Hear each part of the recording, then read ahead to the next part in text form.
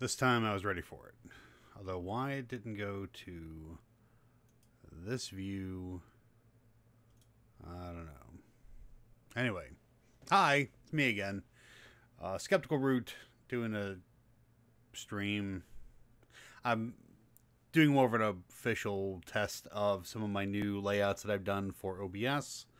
I'm also using the Streamlabs OBS client, which I downloaded today for free from Streamlabs. It has more features than straight OBS. I'll say that. And it imports your stuff from OBS if you're using OBS now very well. Some of the stuff looks better. There's some widgets you can add, which I'm not playing with right now. But all in all, it seems okay. Here is my main cam. And here is my... These are some of the scenes that I've set up. Man. So, with a ticker at the bottom, it doesn't say anything special. Just your normal like, comment, share, and subscribe. You know you want to, and it's not going to hurt. Well, unless you ask nicely. Then my chat window. This is not the current chat. This is this the current chat? I don't think I have my chat. Let's see what happens here. Hi to me.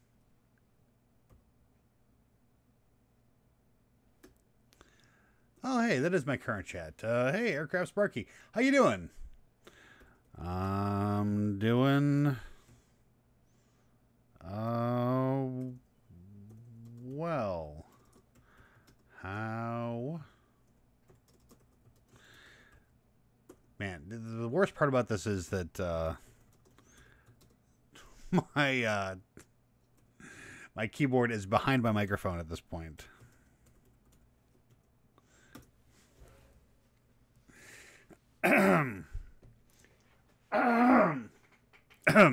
Yeah. Yeah, so this is another OBS layout. Apparently this is my current chat. I was afraid it wasn't. I have not called this stream anything yet. And, let's see, do I have a main screen and a capture? Yep, so there's the Inception window, which we're not going to bother with right now. But let's call this another test stream. And... hey...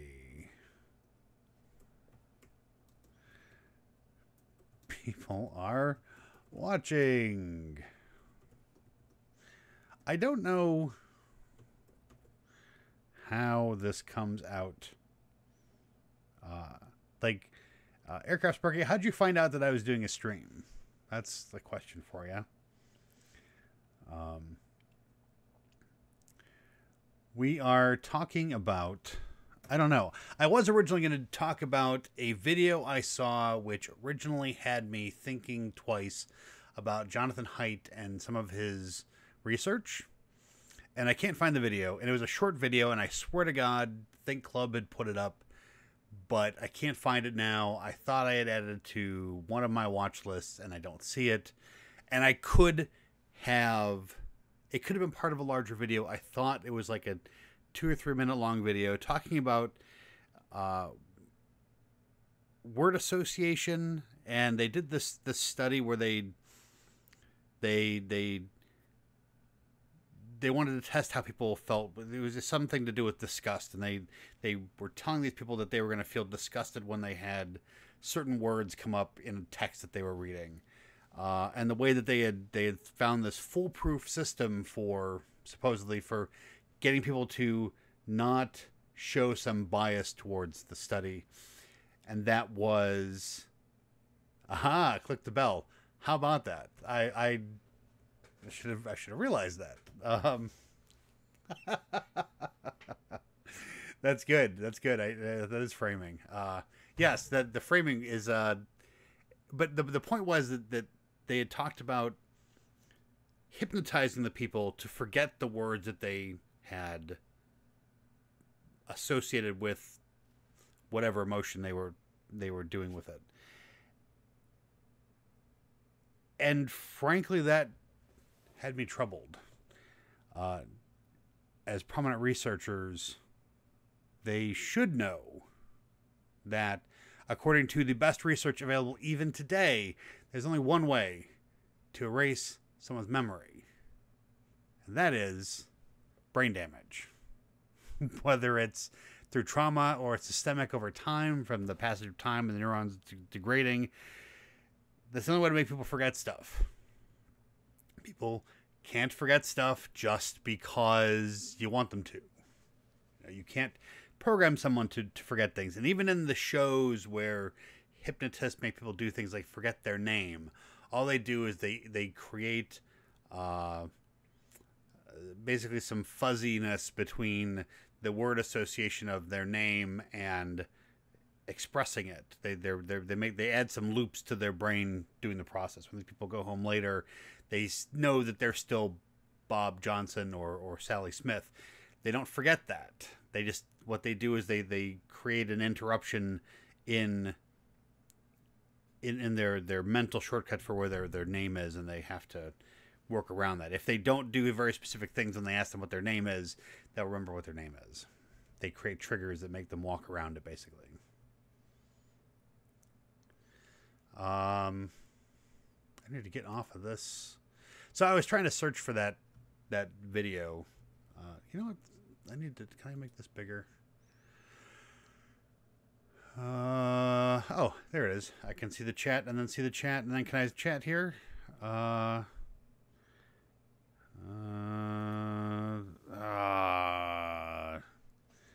These joiks. Create a channel to join the chat.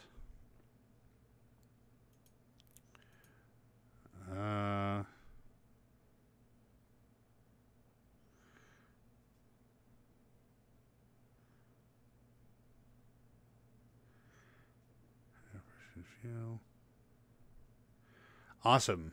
Let's go back over here. Apparently I still have some kinks to work out here, because when I want to click on chat to say something in the chat, I've got to go back over to the YouTube window and type it. Because when I try to do it here in OBS, it says create a channel to join the chat. But I already have a channel and I've already linked to it, and I can actually click on here, but it won't let me type anything.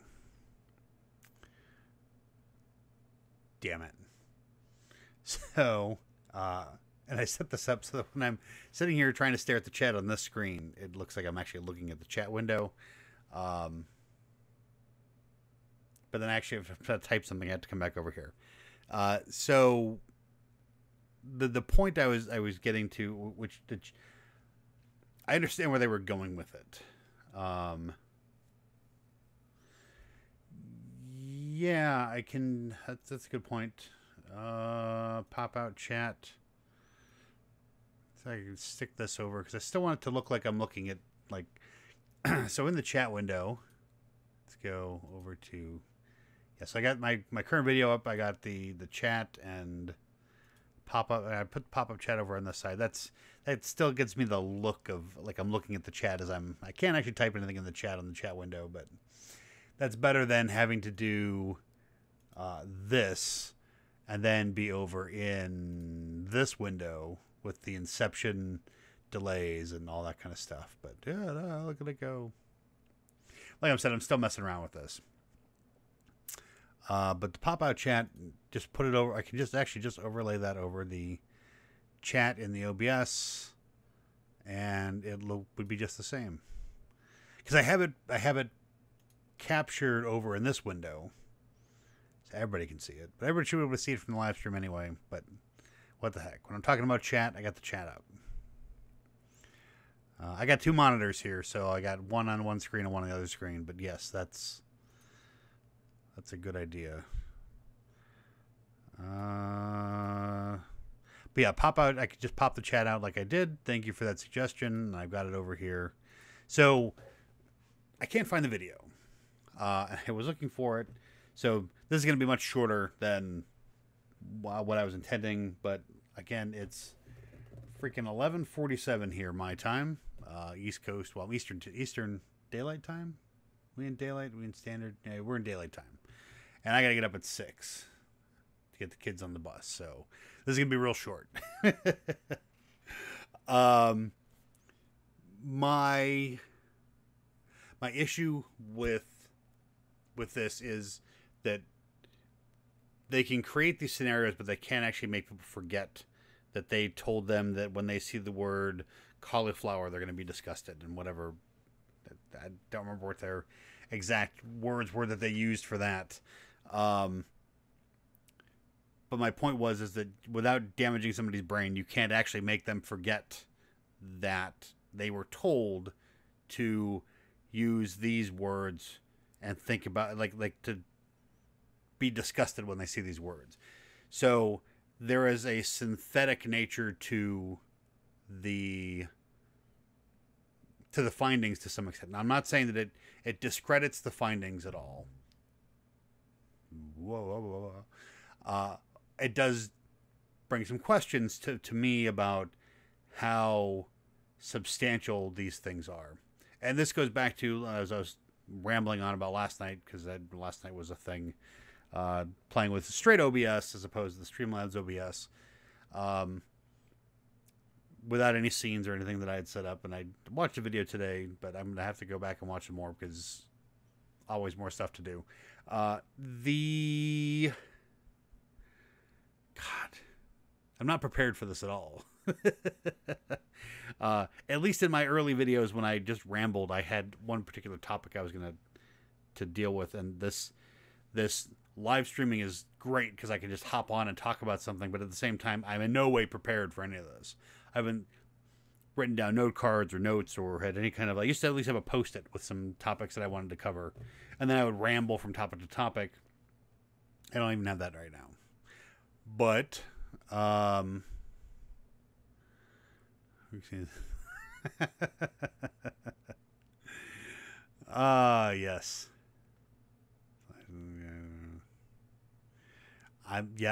Yes, it is. Now you distracted me. OCD. No. The point though was that you can frame this stuff, but you can't make people forget that they have this, and it does taint the pool. And as I was talking about, yes, that's where I was. As I was talking about yesterday on my brief test about Durkheim and his Emil Durkheim's definition of religion, is that you end up getting too much stuff swept up into it when you're looking at... I gotta quit bumping this mic stand. You bring in too much fluff with the data that you actually want, and so you muddy your results, and you include too much stuff when you're looking at religion as a whole, and you're trying to find its utility in society. You need to look at specifically what we consider religion, and not any kind of group that has any kind of sacred things. Because again, sports teams have sacred things, but if the sports franchise folds up and moves to another town, people can move on to something else. They don't need to have the same, group. But if Christianity packed up and left America, that's a whole other thing altogether. And it actually can't, because of how the institutions are set up, where it can exist without... I mean, some would argue that it does exist without any tangible manifestation in reality.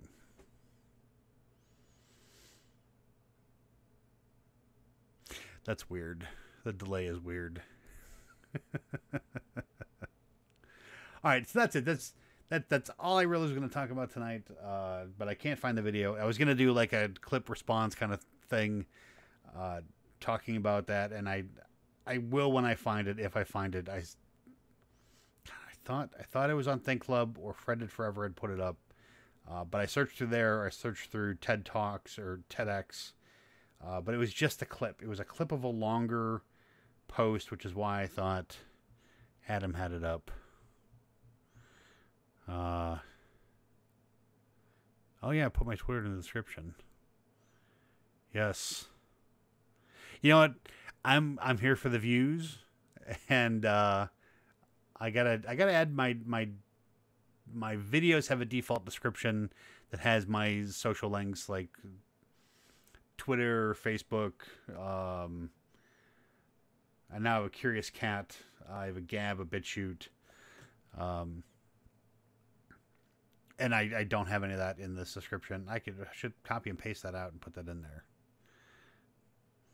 Aircraft Sparky, you're very good at this playing the social media game. But I noticed you've been doing some live stream stuff, which is how I came upon you in the first place, was from your conversation with Adam.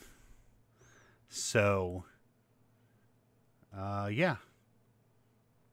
I think that's it. I don't think I have anything else to talk about. Yes, every Wednesday. That makes sense when I've seen you. This sweatshirt is my my gimmick, I guess, and it's freaking hot in the basement right now. And it's late. I need to go to bed, and I've already rambled on 3 minutes past saying I was done. So.